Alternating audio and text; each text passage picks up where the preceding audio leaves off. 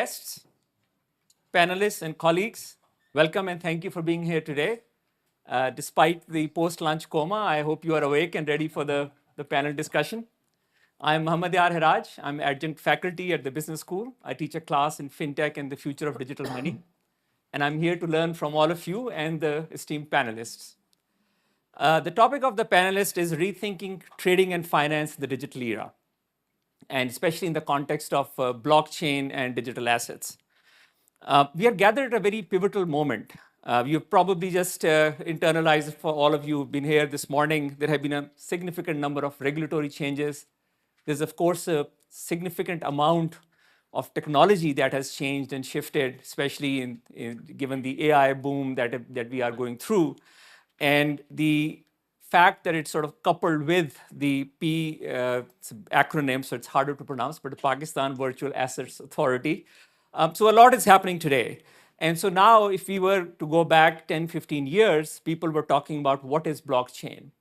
And now today we're talking about how it can be incorporated in mainstream banking and in mainstream financial services, and how it will impact our lives. So we've gone from what and how to shifting the conversation to how rapidly we can be part of this ecosystem.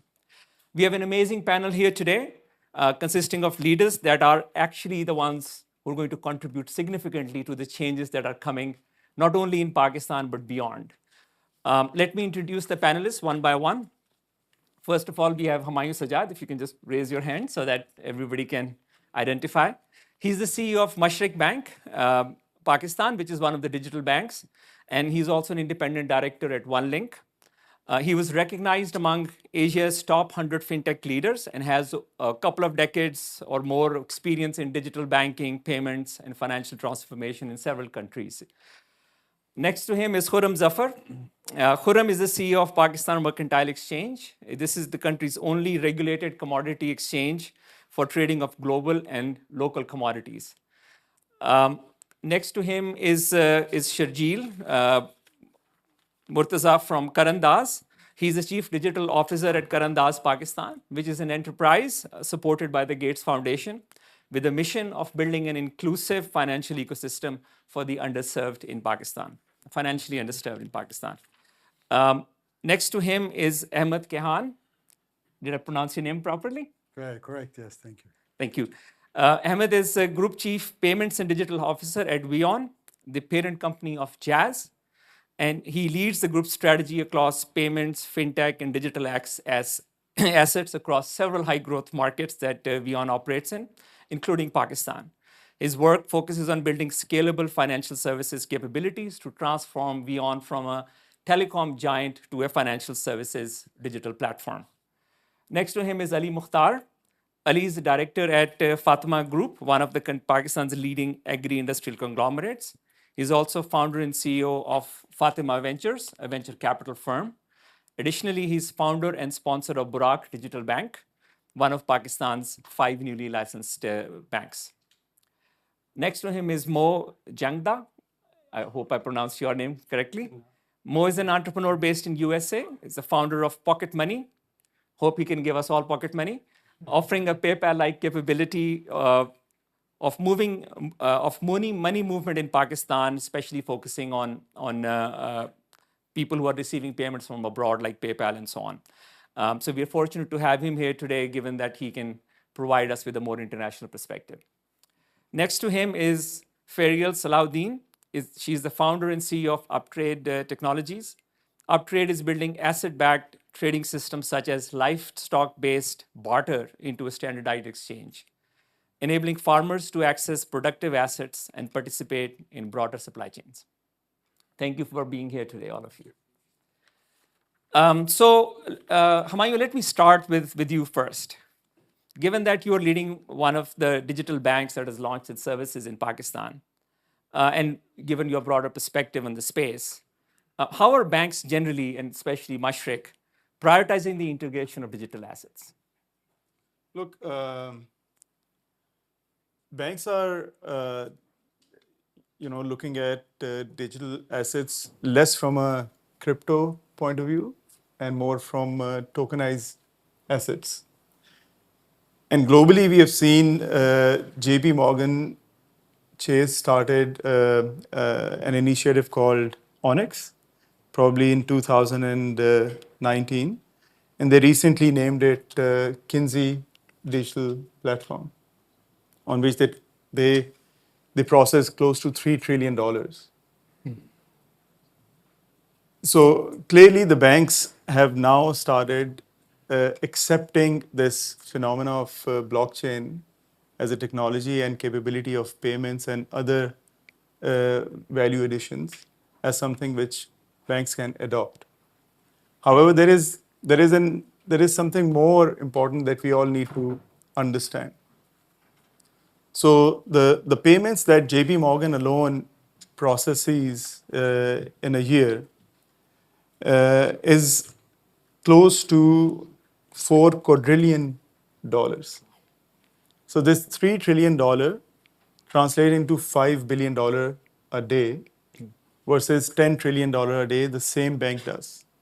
So this shift today is 0.05% of the one bank's own transition into blockchain-based initiatives.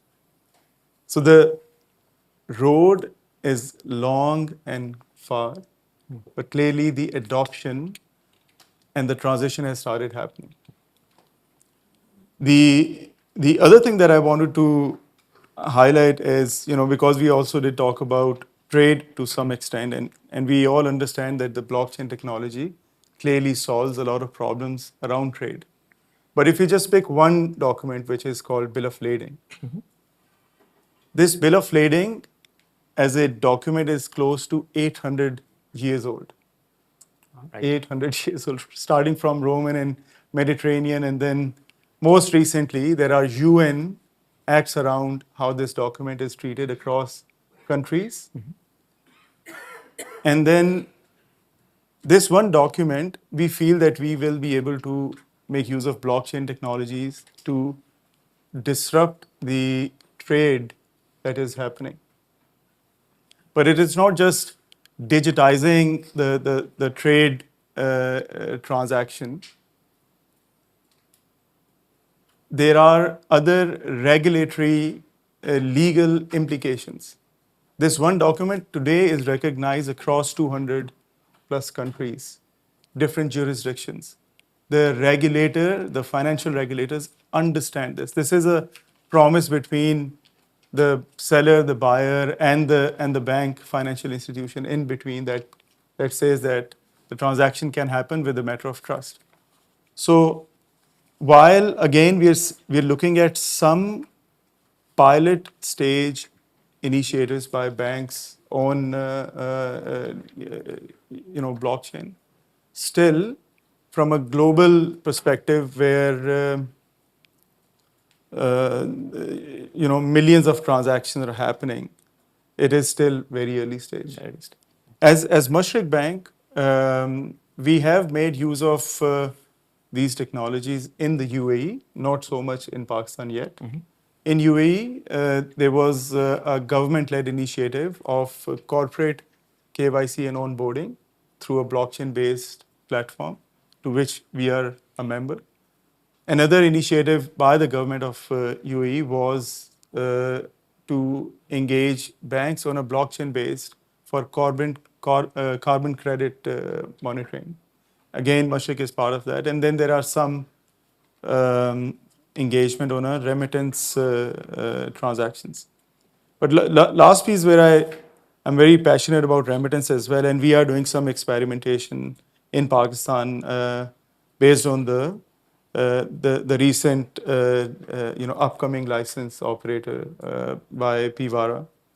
On remittances today there are 50 million transactions daily processed by SWIFT. 160 plus currencies and close to 200 countries that are involved. So the quantum and sheer size and the complexities are so much that as much as we as banks would love to make use of these technologies, we are still far from reaping the full benefits of this, not because of technology or intent, but because of the complexities that we have. Yeah, and I think this is a wonderful point, and I think that the bill of lading, as you mentioned, and we are sort of at the early stage of the evolution of the system. Khurram, coming to you, there is of course the international trade, and when you talk about trade, you talk about commodity trade as well. So in our fintech class, we use 1866 as a sort of a milestone in fintech, where the transatlantic cable was used along with the bill of lading, and that sort of started the whole. If one looks at it, that or the invention of the ATM in 1977 and so on, as these sort of milestones at which one can define fintech.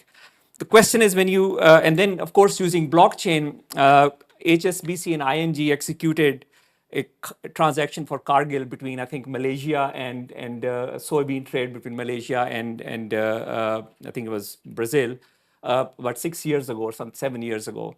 So we have seen sort of the blockchain coming into this whole ecosystem. When you look into the future in context of Pakistan, when do you expect to see commodity trade? And I know there's a lot of progress you guys are making, but when do you see something like wheat trade from my hometown in South Punjab happening on PMAX and maybe using blockchain? Are we seeing such a world possible?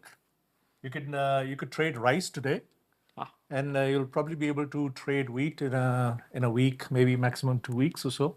I already sold mine this year. That's too bad.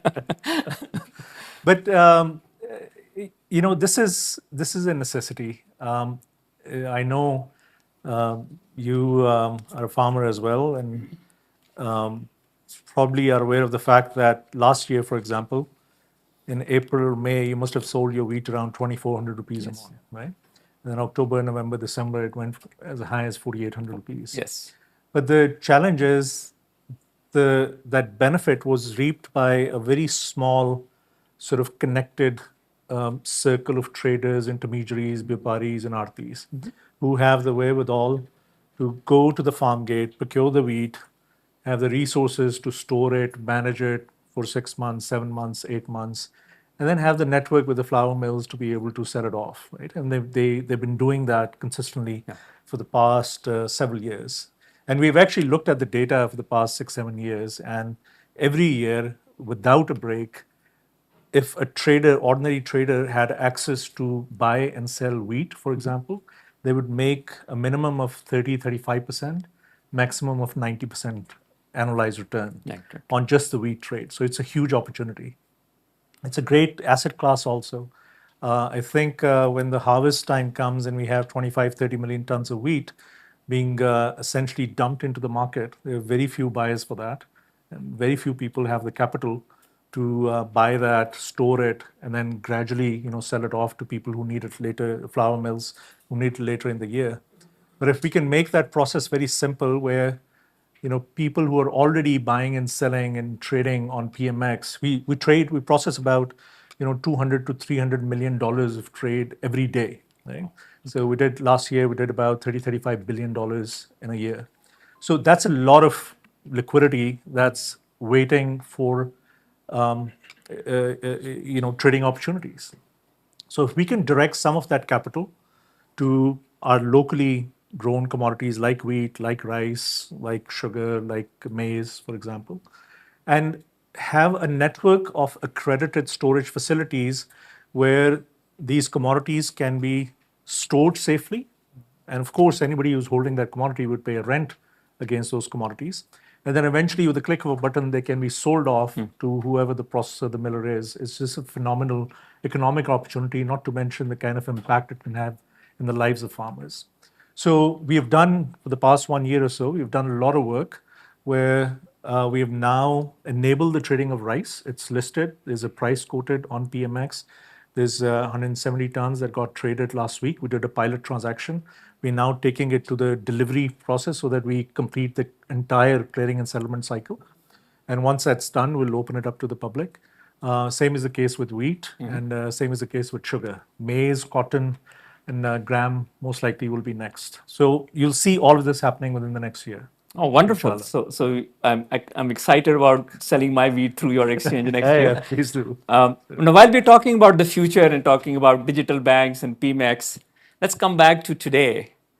Sharjeel, while we have a financial system being catalyzed by all this cool tech stuff, what's missing in the financial system today, as you see it, that requires the need for all this new stuff? I mean, is there a bottleneck somewhere that with Karandaaz you've seen and funded a lot of projects and companies? Where are we today, and are we built for the new world? Thank you very much, first of all, for the opportunity, having me amongst such an esteemed panel of experts. You almost made me sound like a regressive person who is living in today, but I appreciate that. I appreciate that because knowing what's happening today is very important when you're looking ahead. It is a great omen for Pakistan that today we are starting to talk about with very high ambition of moving forward. We have a regulatory body in place, and there's a lot of momentum behind this. I think we need to look back over the last decade in particular if we want to make sure that all these efforts are not just for taking the next big leap, but actually for problem solving.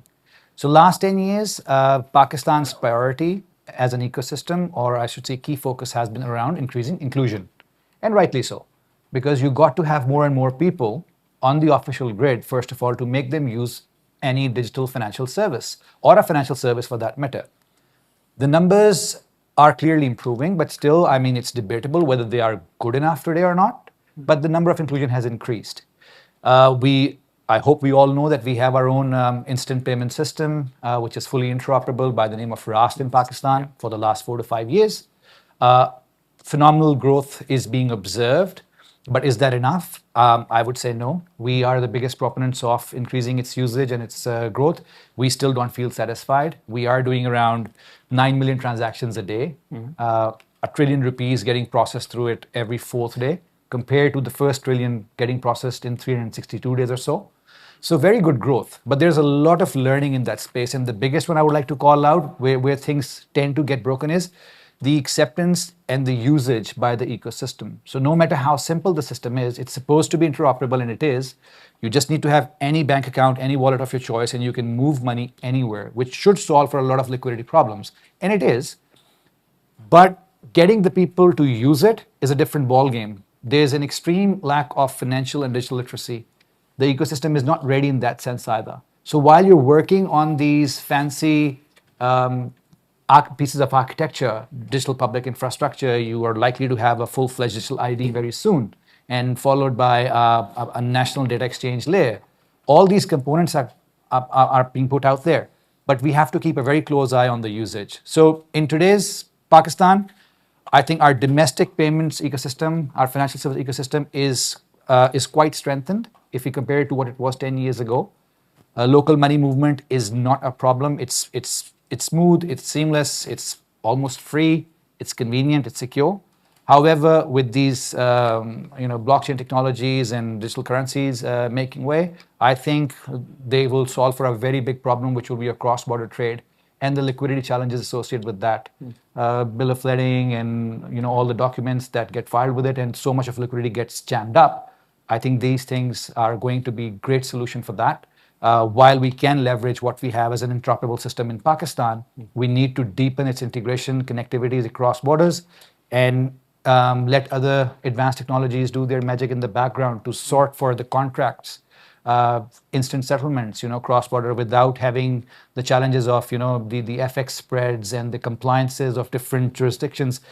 This technology should be a good solution for that. So I hope you're not saying that Pakistan should be listening to nursery rhymes and not studying Shakespeare in the context of this. But I get your point that there are gaps in digital literacy today, financial literacy today. Ahmet, coming to you, if I may, and thank you so much for flying in for this. I know the jet lag must be a problem, but we do have coffee outside. Is there a real use case for digital assets in Pakistan beyond speculation and remittances?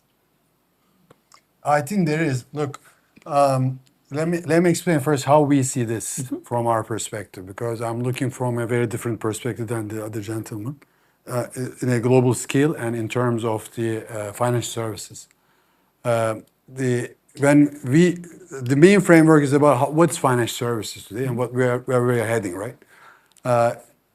Original classical, number one, that in the financial service, most of my friends who know in this room knows that I always say this, in the fintech finance services, boring makes money. So nursery rhymes will make more money than Shakespeare Than Shakespeare, in yeah. this world, especially in Pakistan. Yeah. And all the emerging markets, and even like in the most sophisticated markets, because the masses really drive the money, right? So the minority is more exotic. Secondly, in the financial services, when you look at the evolution of the systems, started with the regular barter, then the banking, financials, then the technology came in, core banking kicked in, then you got internet. Everybody thought, oh, internet is coming, banking is dead, right? Since the internet came, return on equity on the banking sector maybe like 20x growth. Then the blockchain came, oh, banking is dead. Since then, we haven't seen a single use case other than the Bitcoin or the other coins. Sure. A real use case of blockchain in our world. Yeah, trade finance is coming in, ledgers are coming in, little bit tokenization here and there, but the fundamentals of that has done so. So in that regard, the financial services is evolving. I'll give you an example. I'm originally from Turkey. So Turkey is the third biggest crypto trading worldwide in terms of volume. It's a $1.7 trillion economy. Almost 80% of the under 40 years old have a crypto wallet. By necessity, as also Mashreq is doing in UAE as well, in our banking apps right now by regulation allowed as well, we do have crypto wallets. And you can collateralize that crypto against the fiat and you can loan. And banks, central bank allows that.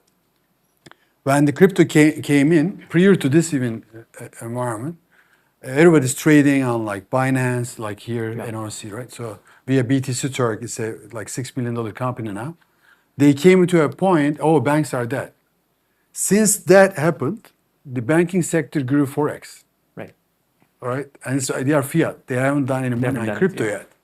So what I believe is that these fundamental changes in terms of economy first drives the economic growth. And among that economic growth, boring makes money, trust makes money. Because more than the tech, more than the plain vanilla ecosystems, all this fancy stuff, people want to see that where is my money? What's going on? How am I gonna like afford this the education fee of my kid? How am I gonna buy food, wheat to my farm? These are more fundamental drivers than I should make some extra money. So when you look at the hierarchy of the needs, first we need to save that. That's why you will always need banks. You will always need financial institutions. So among this picture, where do I stand? So I am the head of financial services and the digital assets of a digital operator. We call ourselves digital operator. It's a telco group originally. Like the banking sector, we start as a telco. We are big capex investors in any country. Including Pakistan, we are one of the world's biggest, in each country where we invest, one of the biggest FDI investors because of the telco license, as you know. But the telco gives us a very interesting muscle. And telco in necessity and in its nature is actually a financial services business because it carries data, it carries voice, it carries direct carrier billing. In its nature, there's already cash and credit is already trading or cash-like stuff, right? So when you look at the original telco conversion to finance service like M-Pesas of the Africas, Airtels, India, Africa, etc., and us, JazzCash, one of the most successful cases in the world, that when you look at this, it's a very natural transition of the telco into the finance service. It's happening. And it happened before, it's happening with us as well. Number one is we generate lots of cash in our telco assets, and we need to convert that cash into a certain asset, which we are doing in any country we invest as VEON. We invest in those countries. We generally in the top 10 taxpayers in those countries. But also we invest in, as you know here as well, Yes. into the startups. We gave money to the lots of technology companies. Because we don't see ourselves in a telco, we see ourselves digital operator. Digital operator means we would like to touch 1,440 minutes of our lifetime in a day, the maximum of that touch. How do we do that? And among all this ecosystem, is financial services comes to that. When it comes to the digital asset, so I'm giving you the framework to, is a little bit long and covered answer. The reason being, because without the context of how we see this problem, I don't think that my answer will make any sense for anyone to understand. So among this of 1440 and among the boring financial services, because we need to have not only making profit, but also genuinely among our board level. This is how we discuss things. If we don't solve a problem, regardless we make money or not, it doesn't make much sense for us. We may make money in the short term, but if it's not a genuine problem we are solving, we don't see much business around it. That's one of the reasons I joined the group to help the fintech to carve out and create a financial services arm. So in that regard, digital assets really carves into that, because we don't see digital assets as an addition to what we are doing. We see that eventually all of us, including Mashreq, including the digital banks here, all of us will, this form or that form, in the next 3 years to 4 years, become a neobank, providing all these solutions. Because my grandmother should use any of the solutions without knowing she is sending a stable coin, right? So in that regard, stable coin is number one. It makes really huge sense because of remittance rails. And after Bitcoin and the other coins, which made lots of people rich, not everyone rich, except Bitcoin, that when you look at the spectrum of this, the real use case of the blockchain is right now stablecoins. Stablecoin, yeah. Especially the growth in the last 3 years, USDT, Tether, which is very active here. Now the Regulated Environment Genius Act and USDC Circle is growing as well. And now we are also looking at 18 countries. Visa, America looking at me. Visa is a big driver of that. Their ex-CEO now joined Circle. She's becoming like more on the blockchain side because countries want to launch their sovereign digital assets, not CBDCs, sovereign stable coins. Because stable coins has a much bigger use case because it rides, for instance, in our case as telco, we don't want to invest in layer one blockchain. We don't want to build another layer one blockchain. It's already done. Like in 20 years ago, I didn't want, as telcos, we build the internet, but Mashreq doesn't need to build internet. They need to use the apps. This is how we see the blockchain as well. So layer one is already done. Blockchain, Ethereum, Solana, Tron, whatever it is. Now the focus is on the middleware and the topware, the apps. In that regard, in addition to stable coins, tokenization, yes, but tokenization, I think, has huge problems in that regard because any token that you buy, you only take the issue risk and issue trust. If, gentlemen, I was just talking about real estate tokenization, or like if you do the commodity token, we were just talking about it right now.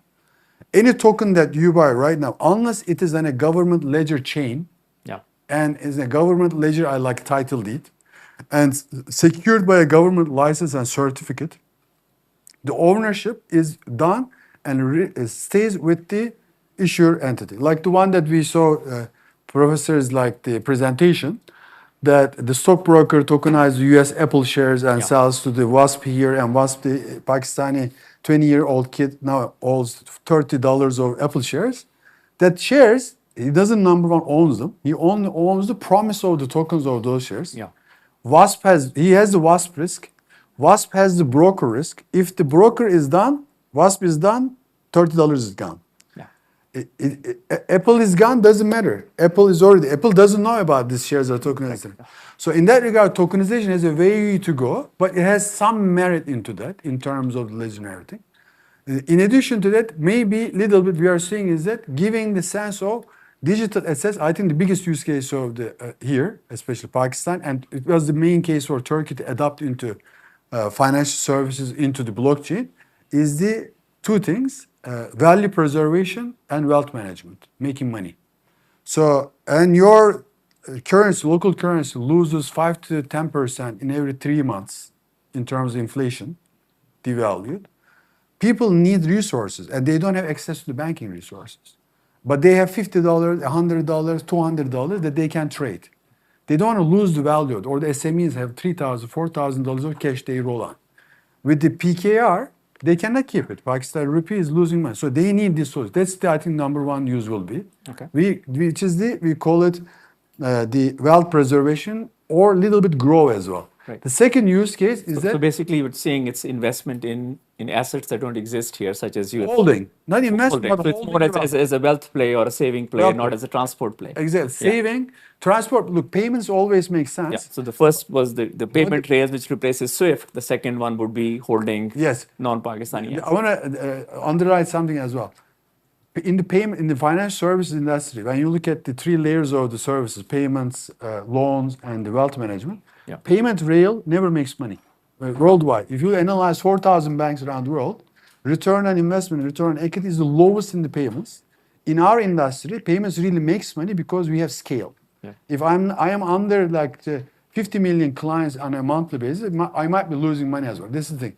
But payments, I don't think that the main driver, but the wealth management, which is this reserving the money value. Second thing is the investments. As soon as these products come with a very trusted entity in the middle, with a bank or a financial institution, I think this will be the main use case of the case for it. Thank you. This is wonderful. Thank Very you for long the- answer, sir. Apologize. For No. Thank you so much. This is very comprehensive and really appreciate it. Ali, coming to you, you wear multiple hats, industrial conglomerate, digital bank, and investments. So let me ask you from an investor standpoint, because we haven't had that conversation yet. With all these regulatory changes and the wealth aspect that Ahmet mentioned, people do invest in Bitcoins, they invest in versions of fiat like US dollars. USDT and stuff like that. But do you see anyone investing in a hypothetical LUMS coin or a Pak coin or Lahore coin down the road? How do you see the local VC business looking at this industry broadly and where the opportunities may be, if I can rephrase it? So from an investor perspective, and purely looking at Pakistan, and then I'll also come to the coin question. I think the biggest hurdle right now, while we are making steps towards bringing regulation, many of the areas right now are not fully regulated, so it's very hard to underwrite the investment risk, given there is a lot of traction, but at the same time it's not formalized from a local context. But the use cases that we are interested in, and this also comes back to on the fintech side, if you look at the issues in Pakistan broadly, I think what we've been able to solve in the last 10, 15 years primarily has been payments. The cost of payments has come down, number of wallets, maybe close to 90 million plus wallets. But number of active wallets very low. Average balance per wallet extremely low. Close to maybe 2,000, 3,000 rupees or less. Banks would have a higher balance, maybe close to 30,000, 50,000 rupees. So essentially the reason why we're not being able to solve the credit access or some of those problems is because the cost to income ratios across all banks, 45% plus. So unless we're able to bring that down substantially, where there is an incentive for banks to really go and underwrite, it will not happen. Now, with underwriting, primarily the issue has been that the way of underwriting has been established based on your declared, assets, which you could then, use as collateral or that could satisfy banks. Right. So that entire process for a country like Pakistan, where you have thin file people, essentially, less than 3 million people have formally borrowed, is broken, right? And till the time you are able to work on that thin file, I don't think it'll be solved. So fundamentally, if you need to solve that, you need new underwriting rules. And that's where I think the space of digital assets, where, can you tokenize for farmers, certain assets? Can you solve for storage? And then can you reduce the, middleman cost by putting it on blockchain and substantially reduce that cost? So for a country like Pakistan, I think that's one of the most important metrics. So when we're now looking at companies from this lens, so people that are actually trying to solve some of these problems, is extremely relevant to us, and that's where the focus is. Hopefully, we can see more companies under the ambit of PIVARA that can be regulated and this entire industry can take off. That's the same thing for us at a digital bank. We're still under formation. But with the trends in what's happening on the blockchain side, its convergence with AI, we are already feeling that we are becoming incumbent banks, right? Because the entire settlement layer for the current digital banking was built on at least the same established underlying architecture. With this, what's happening is that the entire stack is a brand new stack being redefined and rebuilt. So on the the technology S curve, if you look at it, where the digital banking S curve is mature, unless we now look at this new S curve being established, and we think that we're disrupting the existing system, I think we're already being disrupted. So that is, if you ask me one thing that is now keeping me up at night, it is that building today, if we are relying on old protocols, old systems without keeping a view of what's happening and quickly adopting, very soon there will be the new class of banks. For example, if you look at Nubank, went from 45% plus cost to income to now less than 30%. I think the next wave will materially reduce that. And once that happens, then affordability, making ROI on a very small account will start to make sense. And that's what I'm personally spending time in trying to understand. Thank you. Thank you for that. This is the real challenge of fintech today. It's like I'm building this new stuff. By the time it's built, will that be old? Right? Will that still be considered new stuff by the time I'm done with it? Mo, coming to you, can you talk about with the recent regulatory changes and your recent relationship with Dubai Islamic Bank, and that's sort of groundbreaking stuff. Can you talk about how you're seeing the opportunities in Pakistan, especially in the context of being based in the United States and working with companies here? Yeah, sure. So, is my mic work? Okay, cool. So the most important integration or partnership that a fintech relies on is a bank partnership, right? Because ultimately, especially for a fintech that's looking to move fast, because ultimately that bank partnership is what's going to get you access to bank rails, right? Because banks have done all the hard work to get all the licenses, be regulated, so on and so forth. So ideally, we can ride on the back of that and provide people with functionality that doesn't exist. Now, me as an American operating out of Austin, Texas, trying to get meetings with banks in Pakistan, looking like I just got done with like a day I school, is not an easy feat, right? Especially if after getting the meeting, I'm talking about highly unregulated things at the moment, right? Crypto, blockchain, stablecoins, AI, so on and so forth. Like I'm expecting to get a no. So the fact that DIB gave us the time to understand our use case was already like leaps and bounds ahead of other banks that we spoke to. Sure. Right. And I think like it was like when it really clicked for DIB and us together was like we can forget about like Solana, Ethereum, Bitcoin, and the rest. Like we're looking to solve like a problem that exists for Pakistanis today, irrespective of crypto, which was an alternative to Payoneer, right? Like I think one thing all Pakistanis can agree on, especially those that earn in dollars, is that Payoneer sucks because they are constantly charged, like it's a highway robbery constantly. It's very expensive. Very expensive, yeah. So once we were aligned on that mission, DIB was very excited to work alongside us. And the actual problems to solve have far less to do with crypto and far more to do with like, what are freelancers missing today in existing solutions? So I'll give you one very boring example. And yes, I definitely agree that boring makes money, especially in fintech, is freelancers accessing PRCs, the document you need to basically file your taxes. It's a nightmare today. Typically, freelancers are like physically walking into banks to get those documents. Oftentimes, depending on how the money's coming in, it's classified incorrectly, and then you don't get the tax withholding benefits that you would get otherwise.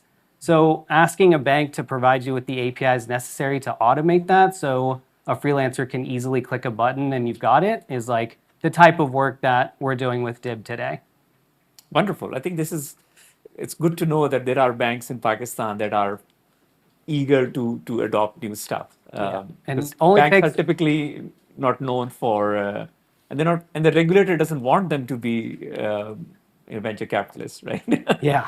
It's as simple as that. Um, Fariel, coming to you, how should we think of tokenization in relation to real world assets? Because you've had experience in that. So can you please talk a little bit about your experience sort of on the ground in the villages and how that could eventually be on the commodities exchange that Khurram runs? So tokenization is still a further step from where we're at, and it's not something that is currently usable. So to bring everyone up to date, we basically are working with communities that have very low liquidity but have high value. So we do an asset to asset exchange. And the first step in that is standardization of the value of that asset. So we work with livestock and we exchange it for another asset. And to be able to do it effectively, the first step, I think, is to standardize the value. So once that is done, that moves then into the digitization of the asset. And then that includes basically traceability of that asset. For example, if we're doing livestock, or in your case, wheat, for example, you need to know where that asset is at any given time.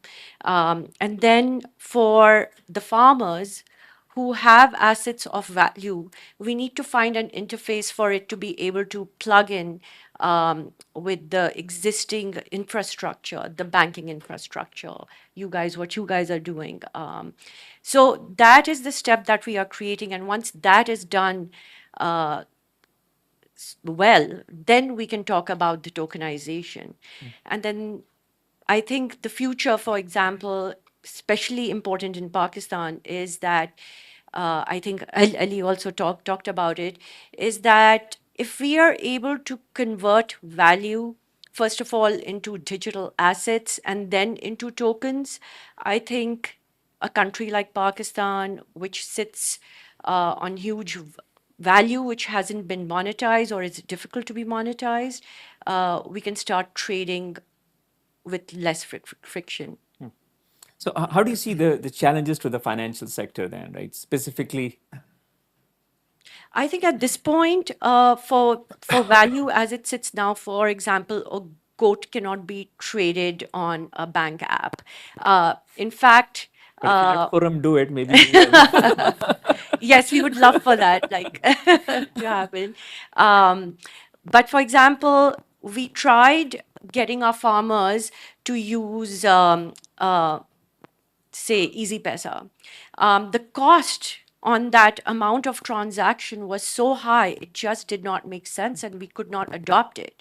In Kenya, where we are also working, M-Pesa, all farmers are using it very easily. So they've kind of done that little bit of fill the gap, where I think that is the big thing now. How do we convert? So we are now able to standardize a goat, convert it into PKR, There's a and blockchain for the then goat. Yeah. yeah, and then kind of put it on a payment model, right? So we can work with Easy Pesa. A goat can be converted into X credits, into rupees, and then that is accepted in a particular ecosystem. So that is kind of the next step that I see happening. You used the wrong PSP, that's why. Sorry? I think you used the wrong partner, that's why it didn't work. Yeah, but I would say that. Easy path. My team is Oh, there well. if you want to talk. So with that, I think we'll just take a couple of questions from the audience. I know we unfortunately have very limited time, but we do want to engage the audience.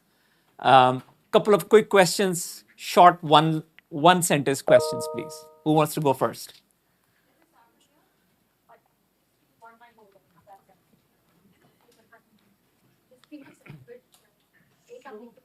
one of the things that I continuously go back and forth, is the user's interest and the sovereign's interest.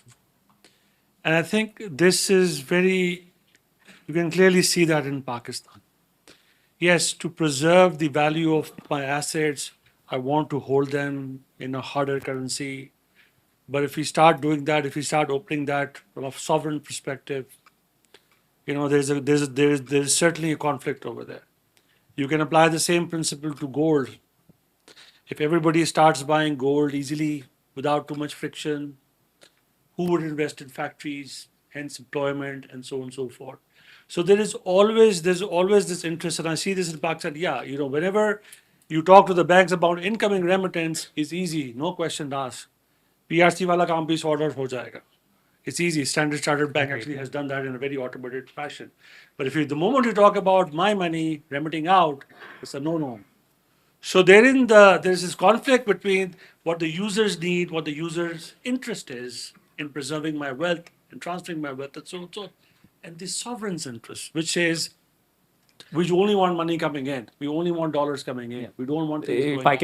I get the point. So who would like to answer this? That there is regulatory constraints on what can be done with money movement. Not constraints. I don't want to call it regulatory constraints. These are genuine conflict of interest between what the sovereign wants and what the user wants. So we are looking at sort of the problem with being May a I? nation state. But yeah, please go ahead. I respectfully disagree. The reason a sovereign is a result of the public. Look, I'm a big student, and most of my friends know that reading at least 8 books about Pakistan history, coming here over the last maybe 10 years, over 20 times. Each time I come over here, I'm a big student of I almost read all the biographies of your leaders from all the right and left books, etc. From that perspective, if I may, I understand where you start, but remittance out doesn't need to be sold out. When the wealth preservation needs to happen, you don't need to take the money out. We can solve the problem here. And what you said, categorically wrong thing is this. When I buy gold as a Pakistani citizen, put my money with Mashreq Bank, put my money with a digital bank here, put my money with Jazz Cash, get the loan and everything, and that money sits in the registered system, it creates liquidity. It creates more factories, it creates more startups, it creates venture funds. You don't have liquidity, your citizens don't pay tax. That's the problem. 5% of the population pay tax. 90% of the economy is unregistered. That is the problem. When you have a registered economy, everybody is level on the same level, which it is good for the sovereign as well. It's good for the middleman as well. It's good for the feudal guy who sits there. He's been like sucking the blood for the last 20 years. Doesn't matter. For them, they will get richer because the economy will get richer. Think about 300 million, 240 million population with the economic potential of current potential of Pakistan. It shouldn't be $400 billion. I think it should be minimum $1 trillion with the current value of it. But for that to be registered, creates maybe 2x, 3x liquidity for the money. That's the problem we have right now. This is one of the solutions, not the real solution. And that aligns the sovereign and the public, I think.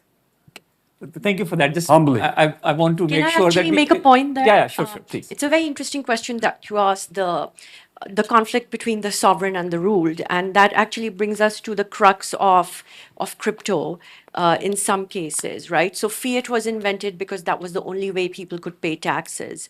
And one of the reasons why we're seeing so much of regulation coming into this space is because the government and the exchequers want to step into this space, whereas alternate currencies are providing another way of transacting which bypasses the state. And that is currently the space that we see the conflict arising, where the state wants to also be part of this new money movement. Yeah, at risk we don't risk making this a public policy discussion.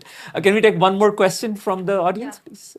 Ali, can you just give Just one quick question, one sentence, enter a question. question from you as well? No worries. Okay, so hi, my name is San. So we are working on the M0 stablecoin platform for businesses to launch their stablecoin.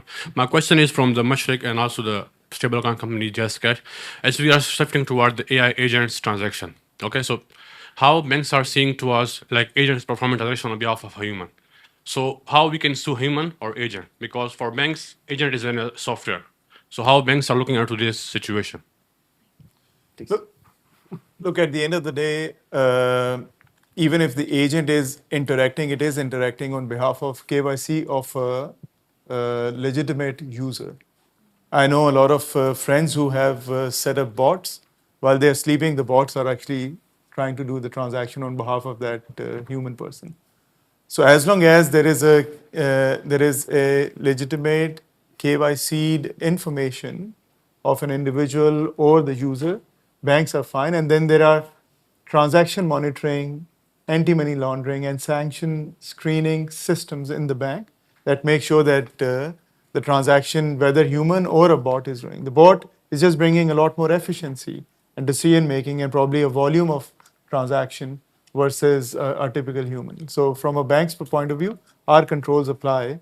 I think it's more between B2B commerce, where the bots really need to know on the seller and buyer side who's buying and how all of that is happening. So there is some velocity control. But from a bank's point of view, we have our systems to safeguard. Can we give the mic to Mr. Alifit Khwaja, Chairman SCCP? Sorry, Commissioner SCCP, Chairman कह दिया मैंने गलती से. Soon to next year. Pro- pro- Next year. A quick question, but first I just want to acknowledge that Senator Dr. Aftanullah has joined us. He's the author of the Piwara bill on, which was passed in the Senate. A quick question: if you have to advise the faculty at LUMS who's in the audience, that what should be the applications of blockchain which their students should work on, or areas which their students should work on, what areas would that be? And perhaps this question is more for Ahmet and Hamayun and Ali. Great question. Commissioner SCCP. Ali, do you want to go first? Yeah, you go. Look, we all come from our university times, and when we go to the market, we realize that whatever we were taught at university, we'll sort of have to start from scratch, learning how the industry works. But I would really like to appreciate that this engagement and dialogue really bridges that gap. I see a lot of focus on what technology blockchain can do versus what customer or a real life user would really like to make use of. And I still see that if you take a simple remittance use case and not focus too much on how blockchain works and what kind of blockchain technologies are there, there are gaps which I think at a university level needs to be brought in and baked into the kind of research center you have, which is more user experience driven. I can tell you that we are behind the scenes working on remittance transaction for a few months in Pakistan, but there are nuances. If you want to send, let's say, from Australia to Pakistan, there are two options for you to send $50. Either a US dollar denominated transfer or a PKR. The difference between the two is that if you say I want to send PKR converted, the conversion happens in Australia. And then the intermediary completely changes because the PKR nostro of Australian bank is probably Standard Chartered. Versus if you want to send US dollar denominated, the conversion happens in Pakistan. And that, the nostro intermediary is in US, probably JP Morgan. And just the sheer fact of the same from a customer's point of view, they just want to send $50 to Pakistan without thinking if it is US dollar or a PKR or any other currency. So look at that as an experience and forget about blockchain or anything else behind the scenes. That just means to the end. How do you bring trust, convenience, low fees, and transparency? I think that piece, more than happy to bring that pain from a banking point of view into university and saying, how do you solve for this rather than just focusing on pure technology? Fair enough. Ji, Ali? No, not much to add there. I think that would essentially be the advice that I would give is to, if you can solve for, the end state, then there could be multiple means to get there. In this case, just to quantify the savings that we're talking about, if we're receiving 30 billion plus a year, 100 bips would mean what, $300 million or so in savings. roughly 5x delta in cost at least by using this. So you're talking about a lot of surplus that could actually end up with the consumers. But Ahmed, you get the last word. I have a different perspective. In addition, these are very practical and very right because coming from a direct experience from the market, my perspective is this in this regard, especially from the knowledge makers, knowledge creators, knowledge learners. One level is from the high recruiter, from what we look for the people, from the students, from the academia, like the thinkers. Number one, we want them to be AI native, right? So within the intersection of the financial services, blockchain, crypto, etc., and the AI, there is a very big multiplier happening right now. Agentic commerce is a result of that, and I fully agree with Reminds. It's just an app. The main thing is currently we are at the very, very start of it. I was just 2 days ago in KL with the anti-internationalist invitation. Everything in China right now, agentic commerce, literally everything. It's not going to happen. It's happening already. So it's going to happen here. I believe that in the next 2 years, to Ali's point as well, that what you develop right now is already old. All our apps will be agentic commerce. All our apps. It's coming. It's going to happen very quickly. We wouldn't realize because it's so natural. So all the students, I think, they cannot beat it. I think that I started I have 2 young kids. 5 years ago, I was teaching them Python. I'm a data background, technology background, totally left it after LLMs gone. This is waste of time, but they understand coding at least. So AI native, the kid who knows how to utilize AI to the knowledge, which leveled us, all of us, to the world education faculties. Think about it. Because all of us have access to almost every single level of information and resources. How you utilize it? Did you utilize it? How you utilize it to the extent of my problems or our problems? That will be the main driver. It's a more notional state rather than because the solving of those problems, it will happen. Whoever solves those problems, it will be 1 in a million and will be higher or will be very rich anyway within this faculty or the students. But the main guys, among the most of these guys, we will look in how capable are you in the AI understanding, prompt engineering? How do you use all these tools to your advantage? If I hire you right now, there are lots of kids among the crowd, the students. I'm sure that they can be productive more than 10 engineers that I already in my role right now.